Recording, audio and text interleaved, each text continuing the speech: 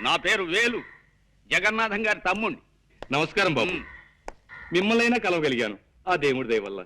అదిగో అదే, ఆ దేవుడు దెయ్యం అనే రెండు మాటలే నాకు అసలు గిట్టనివి. దేవుడు లేడని గాఢంగా నమ్మే మనుషుల్లో మొదటి వాడిని నేను. శ్రీ సూర్యనారాయణ వేద పారాయణ. అది నా భార్య సుబ్బలక్ష్మి. దేవుడు ఉన్నాడని గాఢంగా నమ్మే మనుషుల్లో మొదటి వ్యక్తి అది.